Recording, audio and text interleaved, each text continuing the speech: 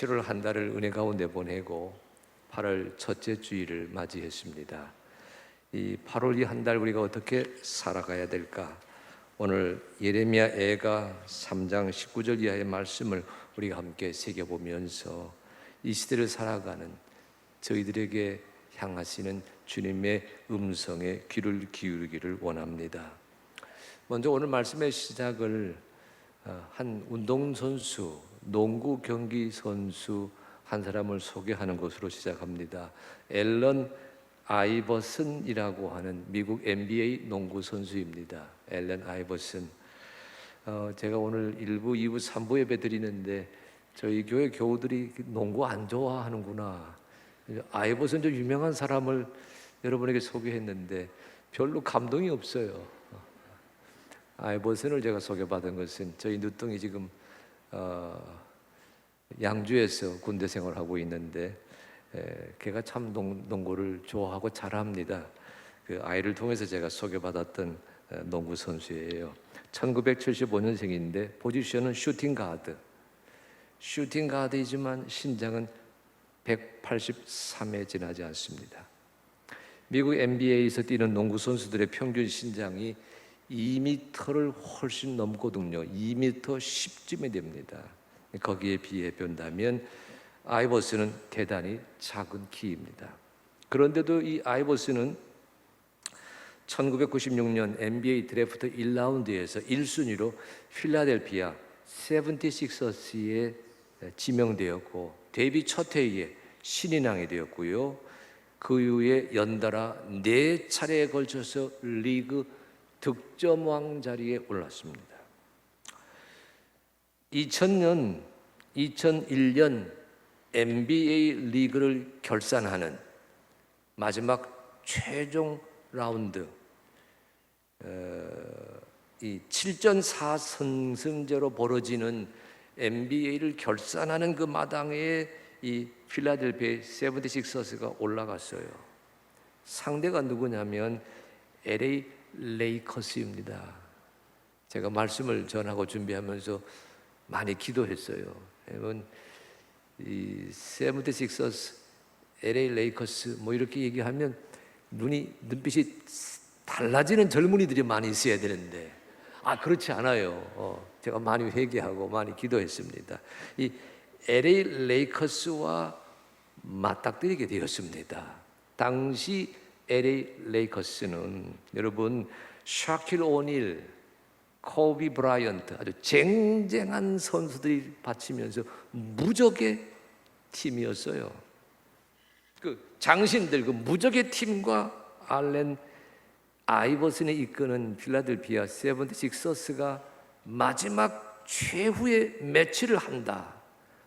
흥미진진했습니다. 왜냐하면 워낙 LA 레이커스가 무적 함대였기에 당시 미국 농구 팬들은 누구라도 한번 등장해서 저 레이커스 한번 꺾어줘 보았으면, 꺾어줘 주었으면 이런 소망을 가지고 있었는데 아이버슨의 팀이 올라갔거든요. 기자가 찾아갔습니다. 인터뷰를 합니다. 그 파이널 매치를 앞에 두고 필라델피아의 아이버슨이 인터뷰에서 이런 말을 하게 됩니다. 영상 한번 보시겠어요?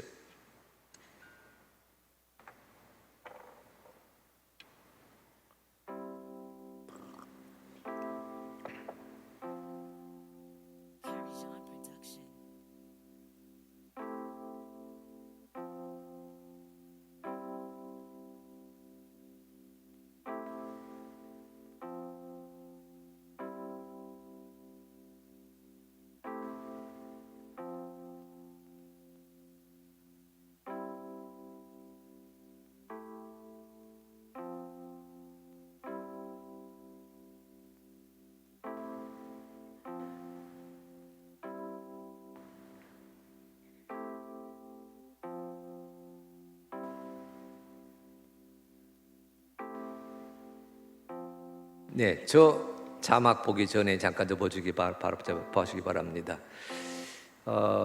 그 유니폼 색깔은 계속 바뀌기 때문에 여러분 누가 누구인지 잘 모르겠지만 그러나 공을 손에 쥐고 아주 현란하게 드리블하는 친구, 그 친구가 아이버슨입니다. 그냥 자기보다 훨씬 높은 사람들이 버티고 있는 그 농구 코트에서 현란한 드리블을 하면서 슛을 성공시키는 이 농구 경기 선수 앨런 아이버슨. 이런 마지막에 보는 장면 좀 유명한 장면이에요. 왜냐하면 여러분 그 맨 마지막에 이 아이버슨과 맞서고 있는 키 큰 친구가 그 유명한 시카고 불스의 마이클 조던입니다. 자기보다 20cm가 더 크거든요. 농구의 황제였습니다. 그 마이클 조던을 젖히고 이 얼마 되지 않은 신의 선수가 농구림에 골을 꽂히는 장면, 모두가 다 감탄했던 그런 명장면을 오늘 보셨는데, 농구에 관심이 없어가지고 감탄하는 사람이 아무도 없습니다. 그래, 너무 속상했어요. 제가 다음번 말씀 준비할 때는 가급적 스포츠를 자제하겠습니다. 여러분, 저는 굉장히 운동 경기 보는 걸 좋아해요. 제가 운동할 때 제가 늘 걷잖아요. 농구, 배구, 야구를 늘 즐겨봅니다. 여름에는 야구, 겨울철에는 배구. 얼마나 즐기는지 모르는데 담임 목사가 보는 걸 좋아하니까 여러분도 덩달아 좋아하게 될 줄로 제가 기대하겠습니다. 자, 마지막 인터뷰 영상 보여주세요. 마지막 그 자막. 아니, 그 앞에 거.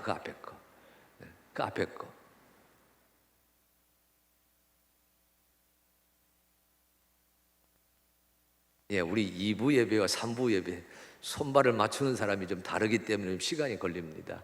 예. 그가 그 인터뷰할 때 이런 말을 했어요. 사람들은 우리가 작아서 이길 수 없다고 말합니다. 그러나 작은 것은 서류에 적힌 키가 아니라 당신의 마음입니다. 모두가 다 와서 이 76ers를 응원하면서 하는 얘기예요. 저 LA 레이커스를 어떻게 꺾지요? 당연히 질 거라고 생각합니다. 그때 이 아이버슨이 한 말이에요. 사람들은 우리가 작아서 이길 수 없다고 말합니다.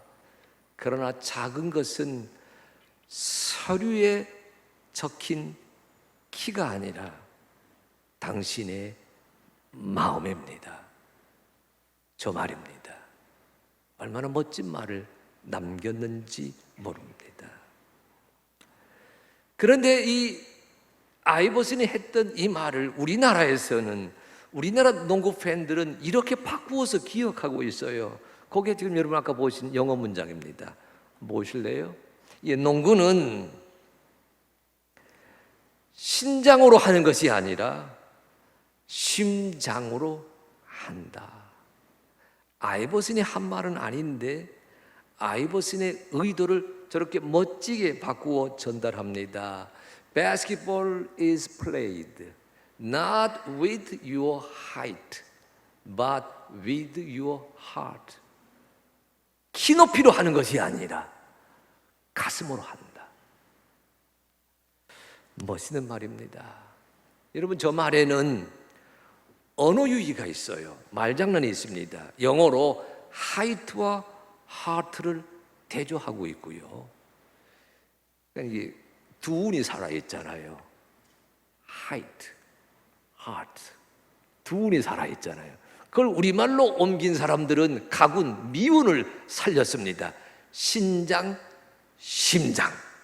농구는 신장으로 하는 것이 아니라 심장으로 한다. 저희 집 아이가 제게 저 말을 가르쳐 주었을 때 저는 대단히 흥분했습니다. 저도 키가 작잖아요. 여러분, 모든 운동 경기는 몸으로 합니다. 그런데 그 몸을 다스리는 것은 마음입니다. 아이버슨의 말에 빗대어서 이렇게 제가 외쳐봅니다. 인생은 몸의 사이즈로 사는 것이 아니라 마음의 사이즈로 살아갑니다. 삶은, 인생은, 아니 신앙생활은 몸의 사이즈로 해가는 것이 아니라 마음의 사이즈로 이루어가는 것입니다. 마음이 중요합니다. 마음이 소중합니다. 마음이 으뜸입니다.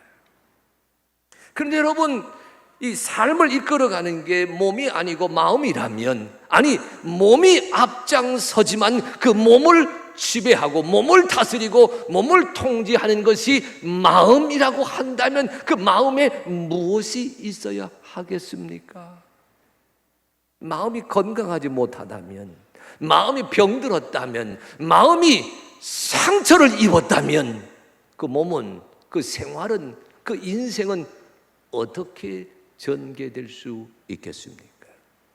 오늘 우리는 순서에 따라서 예레미야 애가의 말씀을 설교의 본문으로 삼았습니다. 이 예레미야 애가의 말씀이 바로 그 몸과 마음, 마음과 몸의 문제를 다루는 가르침으로 우리에게 다가옵니다. 본문에 들어서기 전에 이 애가라고 하는 가르침을 주목해 보려고 합니다. 우리 성경에서 애가라고 그러는데 이 애가, 슬플 애자에 노래 갖췄습니다. 애가는 슬픈 노래입니다. 이 애가는 모두 5장이에요. 그런데 처음부터 마지막까지 슬픈 노래입니다. 탄식입니다. 탄원입니다. 울부짖음입니다. 슬픔의 노래입니다. 그런데 여러분, 우리가 애가라고 번역해 놓은 저 책 제목은 원어에서는 이렇게 불립니다. 보여주실래요? 에카. 우리 한번 따라 하실까요? 애가와 에카. 다시 에카.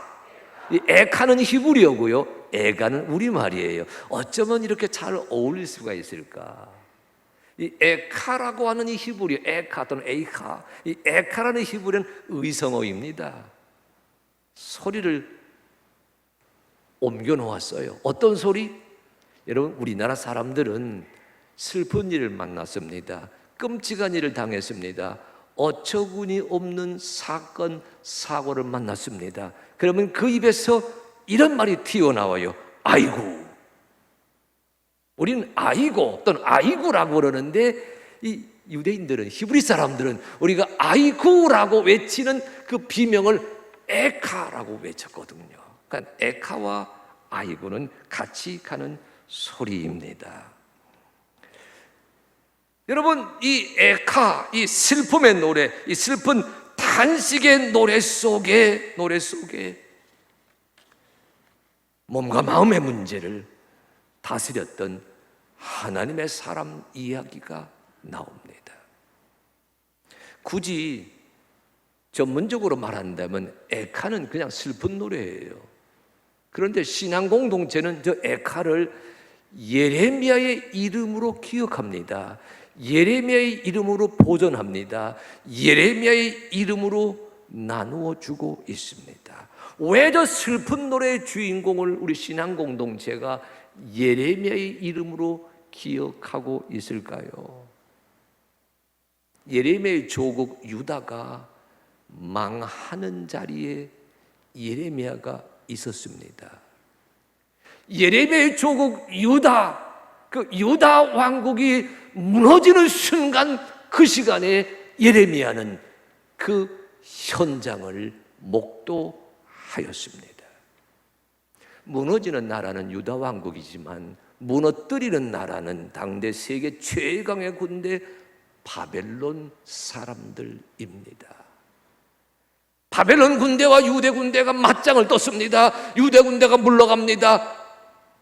항복하게 됩니다. 성벽이 무너집니다. 성벽에 구멍이 났습니다. 구멍 난 길로 다 도망갑니다. 쫓아가서 잡습니다. 저항하는 자 모조리 살해하고, 숨어있던 자 끄집어내어 살해하고, 다치거나 죽거나 사라지는 자들이 여기저기에서 벌어지는 현장을 예레미야가 보았습니다.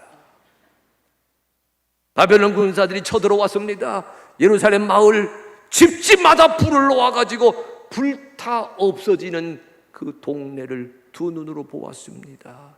예레미야 35장과 예레미야 52장 속에 소개되고 있는 유다 왕조 예루살렘 멸망기를 우리는 그렇게 읽을 수가 있어요. 예레미야가 보았다, 예레미야가 목도했다, 나라가 무너지고 나라가 망가지고 나라가 산산조각나는 현장을 두 눈으로 지켜보았다.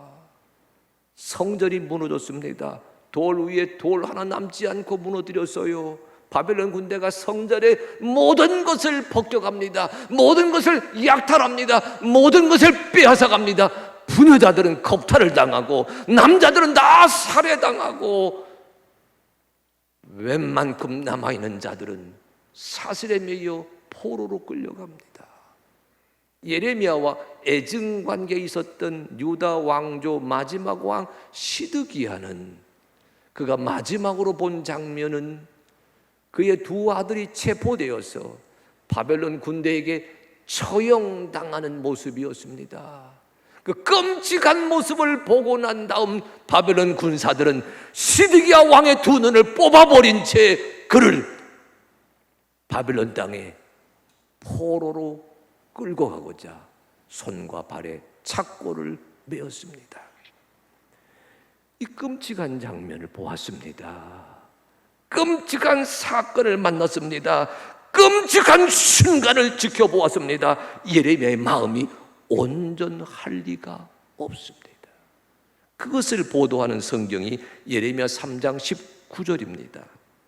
이렇게 되어 있지요. 내 고초와 재난 곧 쑥과 담즙을 기억하소서. 내 고초와 재난 곧 쑥과 담즙을 기억하소서. 이 고초라고 하는 말, 재난이란 말은 눈으로 본 현실입니다. 몸으로 겪은 시련입니다. 온 몸으로 마주대야 했던 역경, 재난, 시련, 고난입니다. 여기 쑥과 담즙이라고 하는 용어는요, 눈으로 보았던 현실이 그의 마음에 새겨진 아픔입니다. 몸으로 겪었던 그 시련이 그의 마음을 핥히고 간 자국입니다. 재난과 고초는 지난날에 있었지만은 그것이 쑥과 담즙으로 남아서 생각할 때마다, 떠올 때마다 쓰라린 기억, 어두운 기억, 무서운 기억으로 예레미야의 일상이 파괴되어 버렸습니다. 내 고초와 재난 곧 쑥과 담즙을 기억하소서. 이 말 속에는 무너진 마음, 망가진 마음, 도저히 간수할 수 없는 마음앓이, 가슴앓이가 있었다고 하는 것을 오늘 예레미야의 입으로 쏟아내고 있습니다. 사건이 터졌습니다. 상처를 받았습니다. 사고가 났습니다. 무서운 기억이 남아 있습니다. 생각해 보세요, 여러분. 나라가 망합니다. 사회가 무너집니다. 공동체가 망합니다. 회사가 망합니다. 구조조정 당합니다. 명예퇴직 당합니다. 강제로 무급휴직하게 됩니다. 여러분, 가족이 결단나고 가정이 산산조각 납니다. 이런 현장을 우리가 지켜보았다고 한다면 그 마음이 오랫동안 아파한다고 하는 것은 너무나 어렵지 않게 짐작할 수 있지 않습니까? 예레미야가 그랬다고 하는 것을 예가 3장 19절이 증언하고 있습니다. 성경에서는 쑥과 담즙이라 그랬지만 여러분, 이 쑥과 담즙이란 말을 오늘날 여러분이 하고 있는 말로 바꾸고 얘기하게 되면 트라우마가 됩니다. 트라우마 보시겠어요? 트라우마.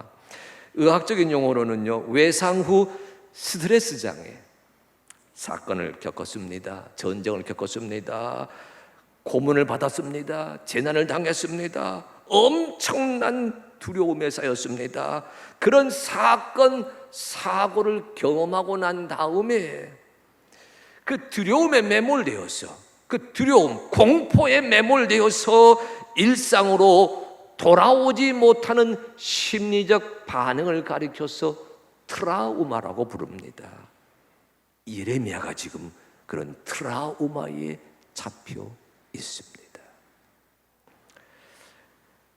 우리 산부예배 오신 분들 가운데는 아마 다 쉽게 기억하실 터인데 2010년 8월 6일 칠레에서 대지진이 나면서 구리 광산이 붕괴되는 사건이 있었습니다. 그때 지하 700m 갱도에 33명이 매몰되었어요. 갇혔습니다. 지하 700m 갱도 깜깜합니다. 사고가 났기 때문에 대단히 덥습니다. 어떻게 생존할 수 있어요? 먹을 것도 없는데. 광부 31명, 트럭 운전사 1명, 조수 1명, 도합 33명이 지하 700m 갱도에 갇혀서 생존의 갈림길에서 헤매고 있을 때에 지상의 구조대와 17일 만에 기적적으로 연결이 됩니다. 그 전까지는, 연결되기 전까지는 말 그대로 아수라장이에요. 카니발리즘, 누가 누군가를 잡아먹어야 생존할 수 있다는 극도의 공포가 그 700m 갱도를 짓누르고 있었는데, 지상의 구조대와 연결된 다음부터 이들은 질서를 찾았습니다. 나름대로 조직합니다. 나름대로 순번을 짭니다. 나름대로 생존을 이루어가기 위한 채비에 들어서게 됩니다. 그러면서 2달 동안 땅속 갱도에 갇혀 있다가 2달이 지나서 극적으로 구출되는 기적 같은 일을 체험하였습니다. 여러분, 그 체험이 이런 사진으로 남아 있어요. 여러분, 위 그림은 칠레 광산, 칠레 지진으로 무너진 자리고요. 아래 그림 2개는, 아래 그림 왼쪽에 있는 거는 지하 300m에 갇혀 있던 그때 그 광부들, 오른쪽은 그들이 구출되는 현장의 모습입니다. 여러분, 2010년에 일어났으니까 지금 10년 전이거든요. 2010년 8월 6일이니까 딱 10년 전입니다. 구출되던 당시 이 33사람은요 영웅 대접을 받았습니다. 온 나라가 영웅 대접해줬어요. 그런데 10년이 지나고 난 다음 그들의 근황을 취재해 보니까 이 33사람의 살림살이 열악하기 그지가 없었습니다. 지금까지도 트라우마에서 벗어나지 못했습니다. 무슨 뜻이지요? 몸은 구조되었는데 마음이 구조되지 않았습니다. 몸은 지하 700m에서 구조되었는데 그 마음의 트라우마가 남아 있어요. 트라우마가 구원받지 못했습니다. 트라우마가 씻겨내지 못했습니다. 트라우마가 치유되지 못했습니다. 땅속 700m에 갇혀 있었던 그 두려웠던 공포심이라고 하는 게 지금까지도 남아 있어서 저들의 일상을 일상되게 하지 못한다고 하는 그 리포트가 최근에 보도가 되고 있거든요. 예레미야가 그런 트라우마에 쌓여 있습니다. 신앙인이 그런 트라우마에 갇혀 있습니다. 그리스도인이 그런 트라우마를 겪을 수가 있습니다. 아니, 우리 산부 예배드리는 살아가는 성도들, 우리 한 사람 한 사람에게도 그런 트라우마가 있을 수가 있습니다. 그러나 여러분, 오늘 성경 말씀은 트라우마를 전달하는 데 목적이 있지 않습니다. 본문은 예레미야가 그 트라우마를 어떻게 벗어났느냐, 트라우마를 어떻게 이겨냈느냐, 그 과정을 전해줍니다. 여러분, 19절로 21절입니다. 내 고초와 재난 곧 쑥과 담즙을 기억하소서. 내 마음이 그것을 기억하고 내가 낙심이 되오나 이것을 내가 내 마음에 담아두었더니 그것이 오히려 나의 소망이 되었사오문. 여러분 보세요. 내 고초와 재난 곧 쑥과 담즙을 기억하소서. 그 다음 뭐라 그랬어요? 내 마음이 그것을 기억하고, 내 마음이 그것을 기억할 때마다 내가 낙심이 된다고 말합니다. 그 20절에서 내 마음이라고 하는 말, 그것은 여러분 마음이란 단어지만 머리에 있는 마음입니다. 히브리 말로 그 20절에서 마음은 네페시라는 단어인데, 이 네페시는 때로 머리를 가리키거든요. 이성을 가리킵니다. 그러니까 내가 머리로는 헤아리지만 기억하고 기억할 때마다 쓰라린 무서운 두려운 낙심과 공포가 찾아오지만, 그게 20절까지 말씀이거든요. 그런데 여러분 21절에 가게 되면 이렇게 저가 얘기합니다. 21절, 이것을 내가 내 마음에 담아두었더니 그것이 오히려 나의 소망이 되어 싸움은, 이것이 내 마음에 담아두었더니, 이 마음이란 단어는요 똑같이 마음이란 말로 쓰여지고 있지만 정확한 뜻은 가슴이라는 뜻입니다. 다 같은 마음이지만 내가 마음으로 낙심됩니다, 마음으로 상기합니다, 마음으로 떠올립니다. 그때 그 마음은 머리로 생각하는 그런 그 마음이지만 그것을 내 마음에 담아두었습니다. 그것을 내 마음에 담아두었습니다. 그것을 내 마음에 담아두었습니다. 이때 마음이란 단어는 심장이란 단어예요. 히브리어 레브란 단어. 심장 속에 담아두었더니 어떻게 되었다고요? 그것이 오히려 나의 소망이 되었습니다. 머리로 헤아렸던 재난, 대답이 없습니다. 해답이 없습니다. 그런데 어느 순간 그의 마음에 뭉클하게 다가가는 깨달음이 있었어요. 그 순간 예레미야는 내게 소망이 있다고 하는 간증을 하게 됩니다. 머리로는 이해가 안 되었던 것을 가슴으로 품었더니, 머리로는 따져도 해답이 나오지 않았는데 어느 순간 그것을 마음으로, 가슴으로 품었더니 하는 깨달음과 함께 문제가 사라져버렸다. 고초와 재난이 오히려 소망이 되었다라고 고백하는 겁니다. 이런 뜻이에요. 모든 문제가 하나님에게 있다 생각했거든요. 왜 나라가 망합니까?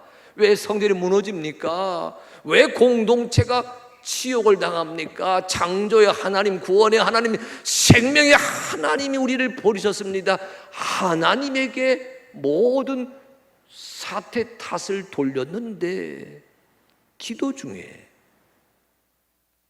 그의 마음에 스쳐 지나가는 깨달음이 있습니다. 이것은 하나님 탓이 아니라 내 탓이다. 하나님 탓이 아니라 사람 잘못이다. 내가 평생 내 몸을 마구 썼습니다. 내가 평생 동안 내 몸을 마구 짓밟았습니다. 그러다가 내 몸에 찾아온 아픔이 있구나. 내가 살면서 내 생활, 내 일정표 마구 저질렀습니다. 그러다 보니까 어느 순간 내 삶의 자국 속에 안타까운, 두려운 결과가 찾아왔구나. 이런 깨달음을 갖게 되는 순간 예레미야가 트라우마에서 벗어납니다. 여러분, 별은요 늘 하늘에 떠 있습니다. 한낮에도 떠 있습니다. 그런데 낮에는 별을 볼 수가 없습니다. 어두워져야만 별을 볼 수가 있습니다. 아니, 별을 보려면 어두워져야 합니다. 고통과 시련이라고 하는 어두움이 때로는 우리로 하여금 우리의 삶의 별을 보게 만듭니다. 그러니 여러분, 고통마저도 때로는 감사해야 됩니다. 고통마저도 때로는 우리를 감사하게 만듭니다. 머리로만 살아가던 인생이 그 가슴으로 별을 헤아리는 순간, 별이 있었네. 가슴으로 주 하나님의 뜻을 헤아리는 순간 그의 인생, 그의 입에서 나오는 고백이 달라집니다. 그 고백이 3장 22절입니다. 그가 이렇게 고백합니다. 여호와의 인자와 긍휼이 무궁하심으로 우리가 진멸되지 아니함이니이다. 보십시오. 아까까지는 쑥과 담즙이 남았습니다. 낙심이 됩니다. 불안합니다. 두렵습니다. 무섭습니다. 이렇게 떠들던 자가 여기 22절에 와서 여호와의 인자와 긍휼이 무궁하심으로 우리가 진멸되지 아니합니다 라고 간증하지 않습니까? 여러분, 사람을 사람되게 하는 것이 무엇입니까? 사람의 허물보다 큰, 사람의 상처보다 큰 하나님의 인자하심과 긍휼입니다.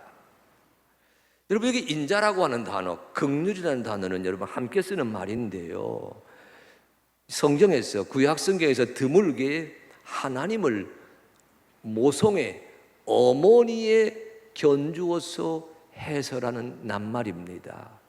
인자와 긍휼이 같이 쓰이는데 긍휼이라는 단어부터 살펴볼까요? 이 긍휼이라는 단어는 그 원어에서는 락함이라 부르는데, 이 락함이라는 단어가 어디서 왔느냐? 렉햄에서 왔어요. 렉햄은 자궁이란 뜻입니다. 아기 집, 엄마의 자궁에서 아들과 딸이 태어나잖아요.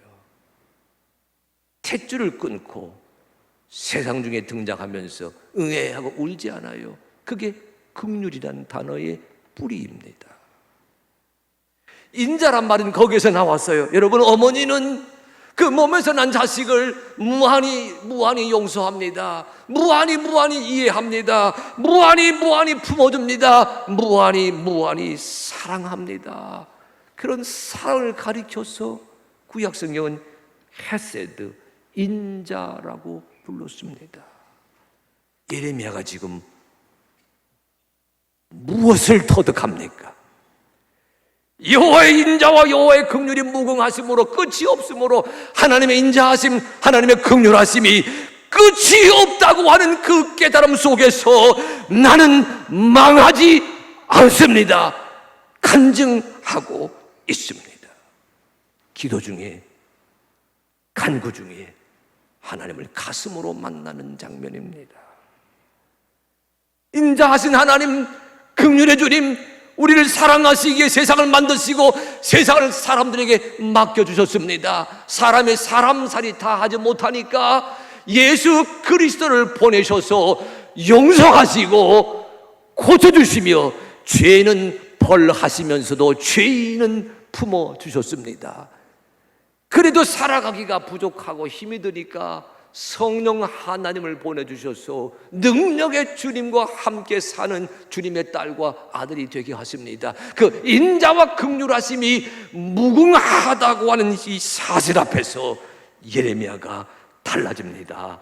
나는 망하지 않을 것입니다. 내 힘 자랑하다가, 내 능력 자랑하다가, 내 솜씨 자랑하다가 부딪혔던 인생이 하나님을 만났습니다. 주님을 만났습니다. 주의 은혜 안에서 고백합니다. 나는 인자하신 하나님이 계시기에, 긍휼하신 그리스도 예수가 계시기에 나는 결코 망하지 않습니다. 그 고백이에요. 여러분, 2012년에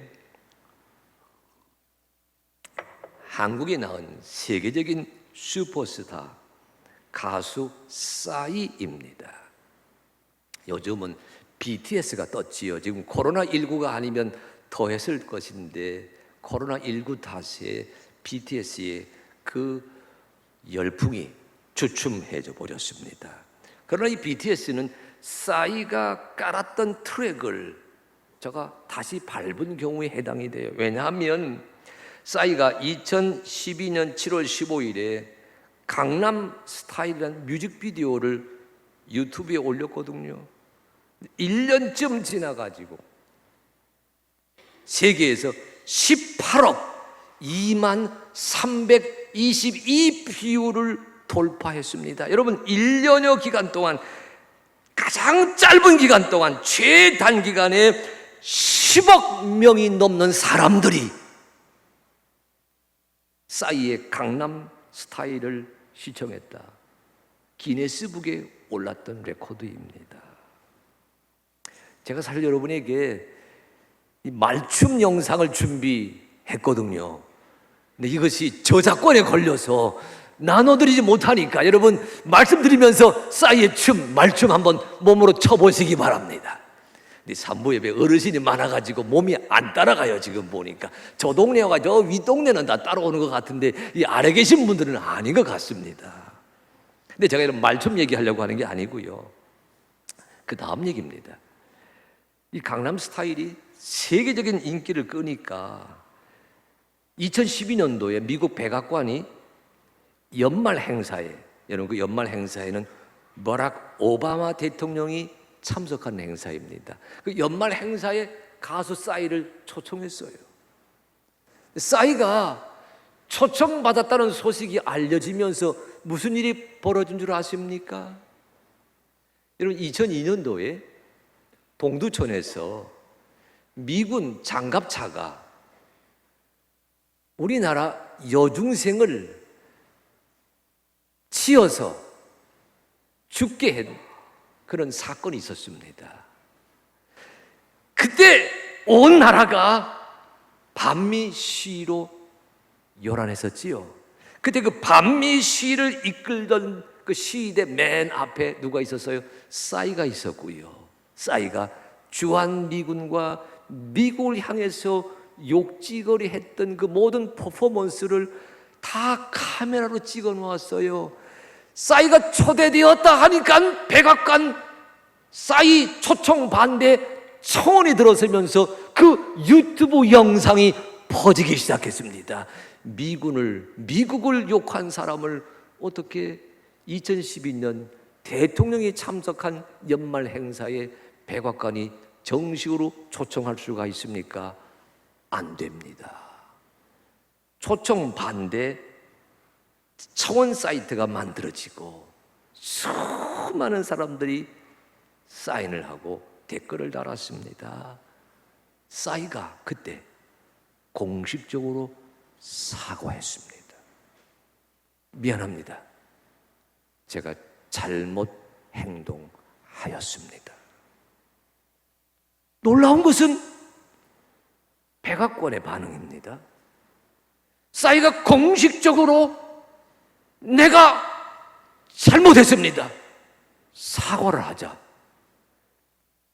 백악관 청원 사이트를, 싸이 초청 반대 청원 사이트를 폐쇄해버리고 싸이를 공식적으로 초청해서 버락 오바마 대통령과 함께 강남 스타일을 틀고 말춤을 추게 하는 일이 있었습니다.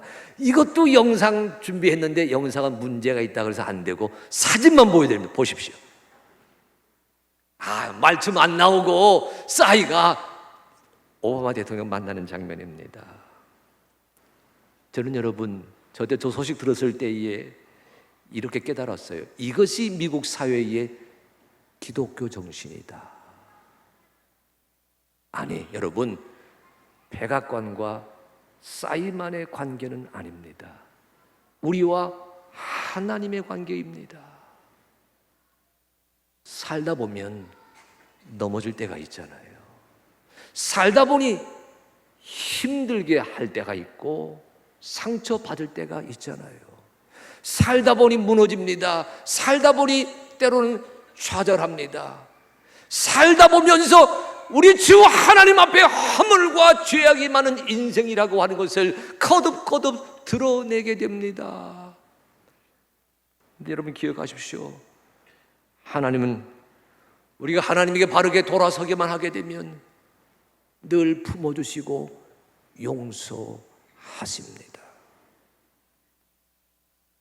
우리 주님에게 바로 돌아오기만 하게 되면 내가 잘못했습니다, 내가 잘못되었습니다, 내가 머리로는 이렇게 판단했지만 내가 가슴으로 하나님의 세계를 품어보았을 때, 오 주여, 우리 하나님의 역사가 나로 하여금 새 생활 그 자리에 들어서게 합니다.